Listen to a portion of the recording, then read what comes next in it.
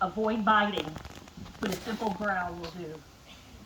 When you're happy, dance around and wag your entire body. No matter how often you're scolded, don't buy into that guilt thing and pout. Run back, make up immediately. Delight in the simple joy of a long walk together. Love each other unconditionally as I do you. Love, Ash. Oh, P.S. I prefer human food from your table. The end. That's what Ash had to say. Ash did a good job there. You two want to get a bit closer together? Like act like you know each other, okay? Okay. Today is truly a celebration of love, of commitment, friendship, of family, and two people who are in this together forever.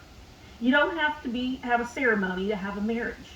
And when you think about it, you may think, this is, wow, I'm all dressed up in my Sunday best. I've got flowers on, I'm holding flowers. And here I stand in front of all my family, loved ones, as they stare at me as I do something very important. So why do we do it? Because the marriage ceremony has been an important feature across every culture, religion, generation, and society. We have thousands of important moments that happen throughout our lives. But this one is regarded as so special, so important, that we do share it with others. Why this moment? Because despite of all of our differences, love is what we all share. It's the great unifier, our one universal truth, that no matter where we are, where we have come from, what we believe, we know that this one thing is true. Love is what we're doing right. And that's why both of you are standing here. And we have all loved in our lifetimes. And at the moment, we're reminded that the ability to love is the absolute best part of our humanity. Now I would like to ask Cameron and Ann to share their intentions today.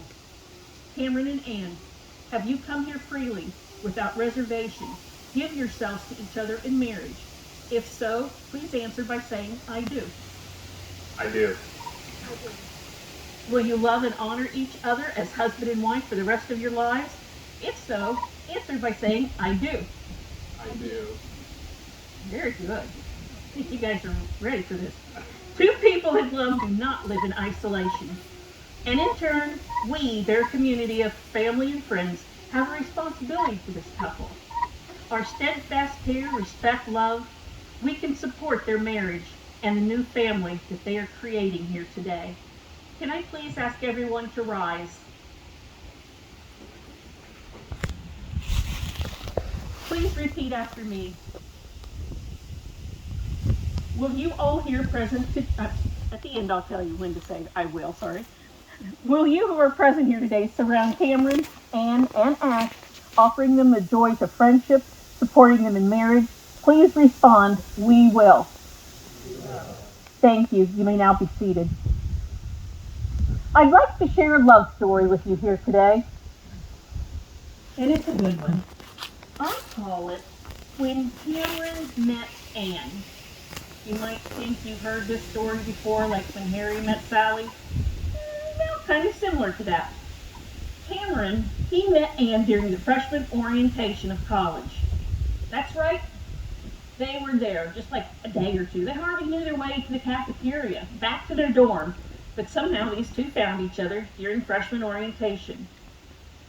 I'm going to tell you the story from Cameron's point of view, because Ann is a big planner. And I'm sorry, Ann, planning out love is kind of tedious.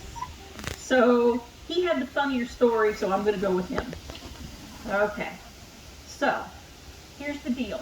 Ann made an impression right out of the gate. He noticed her. They were outside.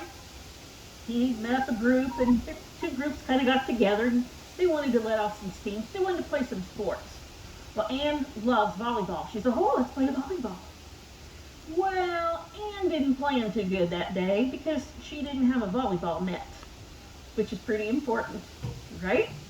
So they got a soccer ball, and Ann jumped right in and played soccer. Just got right in there. And that really impressed Cameron. You know, that group kind of casually formed, and They decided to play the games, and Anne was always there trying to get a volleyball match going. So Cameron fell in love at first sight, right? That's what we all think. But no, it took 5 months. They were together all the time, but as friends. They met each other's family, everyone liked each other, and it was cool. The friends even liked each other. Everyone around them knew it was destiny with these two crazy kids. Except they didn't get the memo until later. Platonic friends for 5 months.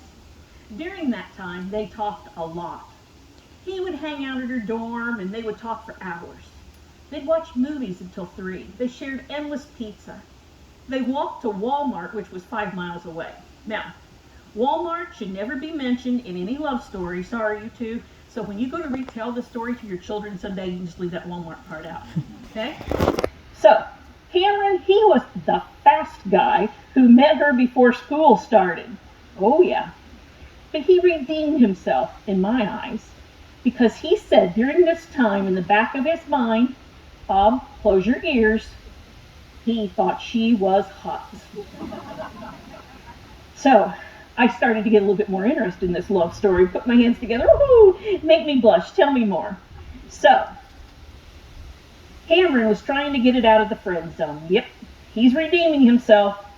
And this is when Cameron met Anne really heats up. He says something to her very romantic. You know, and it's one of the things I think women always want to hear whispered in their ear. Very romantic. He says, would you be opposed to dating me?